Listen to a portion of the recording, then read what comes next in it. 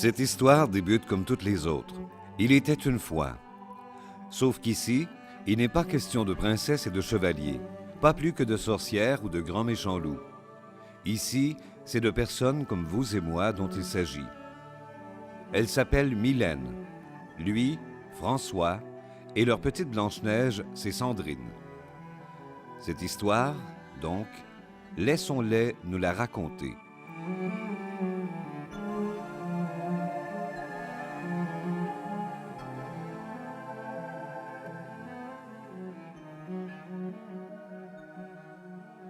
D'abord, mon travail qui me passionnait tellement auparavant m'apportait plus aucune satisfaction. Régulièrement, j'appelais pour me porter malade.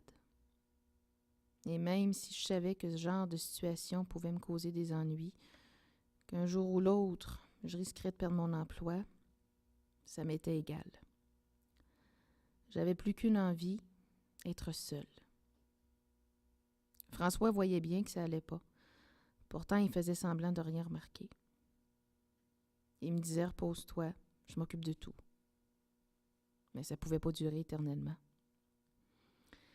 Il envoyait Sandrine à l'école, s'occupait du ménage, en plus d'aller travailler. Dès qu'il avait franchi la porte, je me mettais à pleurer. Je pleurais presque tout le temps. Je me sentais une mauvaise mère, une mauvaise épouse. Même au lit, ça allait plus. J'éprouvais plus aucun plaisir. Un jour, il m'a même demandé s'il y avait quelqu'un d'autre dans ma vie. Je voyais bien que quelque chose clochait. En premier lieu, j'ai cru que c'était parce qu'elle en faisait trop, bien que je l'aidais dans son quotidien. Je me disais qu'elle se mettait beaucoup de pression sur les épaules. Son travail, la petite, la maison, notre vie de couple. Et en même temps, je sentais qu'il y avait autre chose. Alors, j'ai tout de suite pensé que ça pouvait être de ma faute. Peut-être n'étais-je plus aussi attentif qu'au début de notre relation, ce genre de truc. Je me rappelle cette fois où je l'ai emmenée dans le resto où nous nous sommes connus. J'ai cru lui faire plaisir, mais plutôt que d'être heureuse, elle s'est soudainement mise à pleurer. Elle ne pouvait plus s'arrêter. J'avoue que j'étais gêné, tout le monde nous regardait. C'est là que j'ai pensé qu'elle ne m'aimait plus et qu'elle avait quelqu'un d'autre dans sa vie. Déjà que je m'étais aperçu que faire l'amour lui disait plus rien, qu'est-ce qui nous arrivait?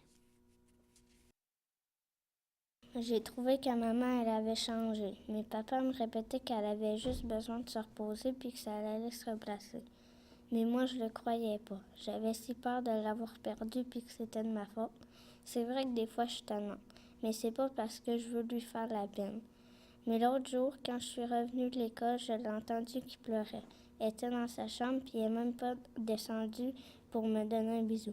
Là, j'ai su que c'était vraiment de ma faute si maman était comme ça. Je suis montée pour lui demander pardon pour mes bêtises, mais on aurait dit qu'elle était ailleurs. Alors, je suis redescendue et moi aussi, j'ai pleuré. Je pleurais encore quand papa est rentré. Et c'est là qu'il m'a expliqué que maman devait se faire soigner, qu'elle était malade. J'ai bien fini par me rendre compte que j'étais en dépression. D'ailleurs, au début de l'âge adulte, j'avais eu un diagnostic de PMD. La maladie affective bipolaire, si vous préférez. Ça m'amenait à avoir des hauts et des bas. Les symptômes avaient disparu au bout d'un certain temps, avec l'aide de différents traitements. Je croyais que ça ne reviendrait plus. Surtout que plusieurs années s'étaient écoulées depuis cet épisode-là. Depuis ma dernière hospitalisation, en fait. Cette fois-ci, je voulais pas prendre de chance. Je devais demander de l'aide.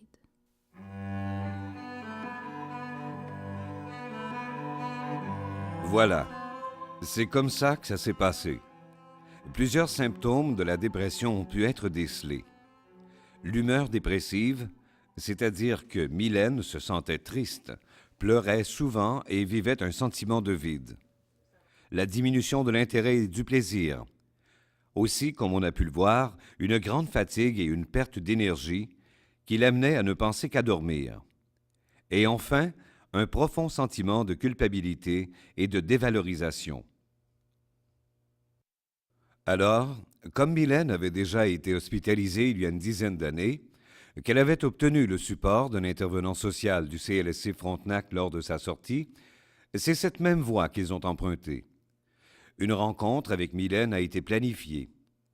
Celle-ci a par la suite été référée à l'intervalle où elle séjournera un certain laps de temps. L'intervalle offre 6 volets reliés principalement à l'hébergement et la transition. Tous visent à venir en aide aux personnes atteintes de maladies mentales. D'abord, l'évaluation, où lors de son séjour, les intervenants détermineront les aptitudes et les capacités de Mylène dans un but de préciser son orientation de vie personnelle, communautaire et sociale. Ensuite, l'apprentissage, où Mylène aura à développer ou renforcer ses aptitudes d'autonomie en vue de sa réinsertion communautaire et sociale. Le cas échéant, l'intervalle peut aussi offrir des services de dépannage pour les personnes ayant un problème de santé mentale et qui seraient à la recherche temporaire d'un milieu de vie. Il existe de plus un service dit de crise pour les personnes atteintes et qui doivent quitter temporairement leur milieu de vie permanent. Si Mylène n'avait pu compter sur un proche, l'intervalle aurait pu lui proposer, le temps venu, un service de répit et d'encadrement.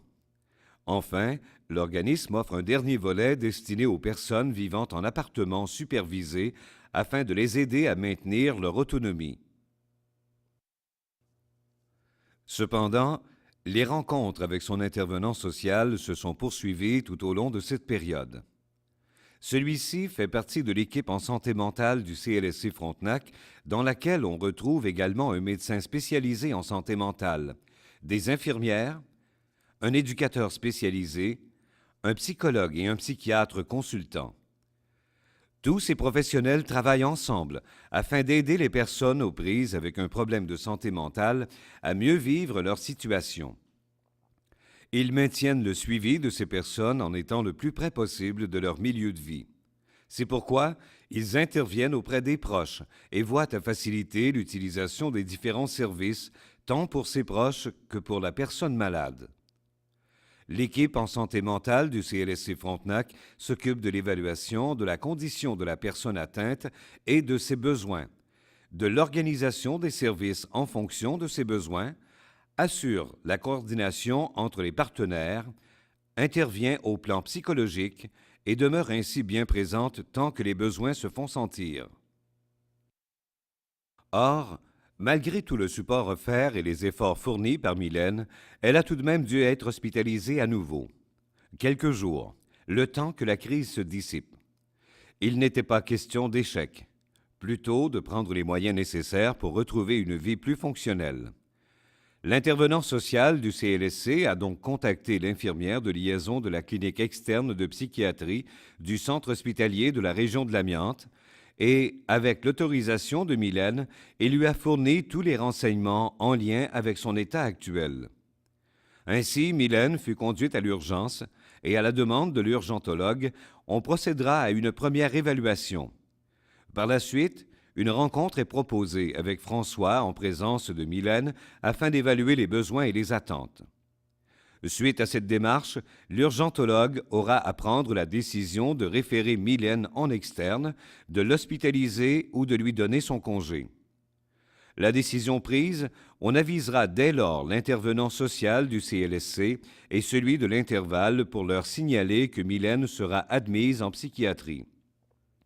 Dès lors, le personnel infirmier du département de psychiatrie sera informé des derniers développements et ils recevront un résumé de l'évaluation à l'urgence. À l'interne, on veillera à ce que Mylène soit accompagnée dans sa démarche thérapeutique et qu'elle soit impliquée dans son traitement et son plan de soins.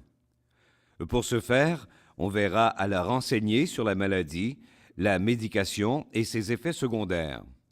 Elle participera également à diverses activités, notamment des ateliers thérapeutiques de cuisine, de relaxation et plusieurs autres activités reliées à l'exercice physique. Une équipe multidisciplinaire se penchera sur le cas de Mylène pour revoir ses besoins et les objectifs à atteindre.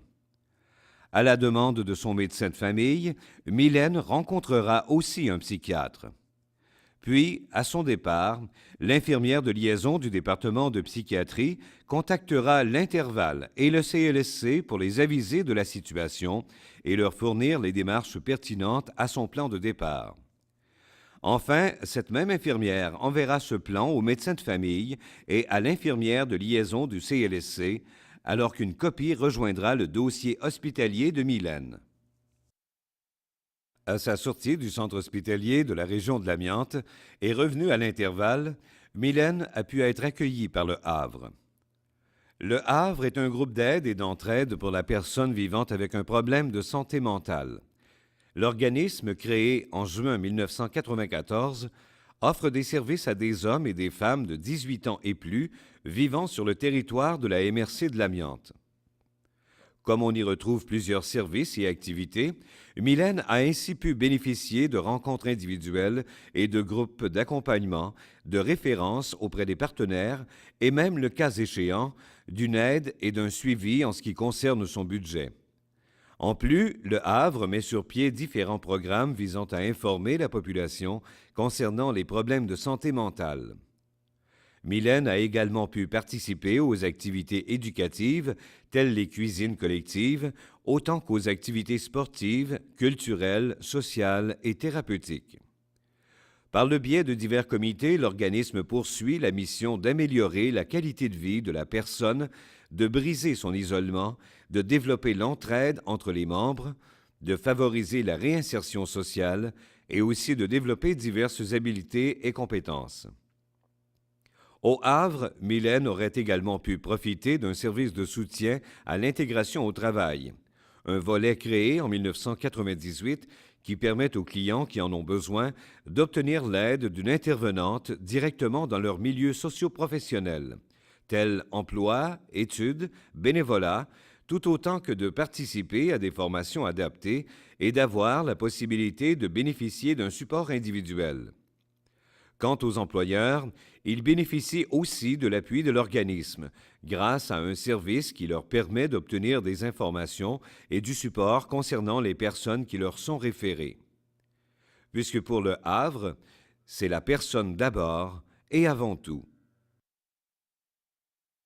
Quant à François et Sandrine, ils n'ont pas été oubliés. Ils ont trouvé du support à La Croisée, un organisme communautaire qui offre ses services aux parents et amis de la personne atteinte de maladie mentale, tant du point de vue de l'accueil, l'écoute ou du support. Ainsi, La Croisée favorise et développe l'entraide entre parents et amis et permet de briser l'isolement. La Croisée offre aussi diverses activités de répit ou de dépannage, qu'elles soient physiques, culturelles ou sociales. En plus d'informations reliées aux différentes maladies, on y retrouve un groupe d'entraide et des ateliers thématiques. Un volet est également consacré aux moins de 18 ans et propose à son tour une foule d'activités centrées sur les besoins. Tout ceci dans le but de permettre à la famille ou aux proches de s'accorder des moments de détente et, le cas échéant, de ressourcement. C'est grâce à tous ces services que Mylène, François et Sandrine ont pu nous raconter leur histoire. Ils ont repris espoir. Ils sont maintenant persuadés que les choses peuvent s'arranger. Quand? Ce n'est pas ce qui importe le plus. Ce qui compte, c'est qu'ils auront désormais des outils pour y arriver.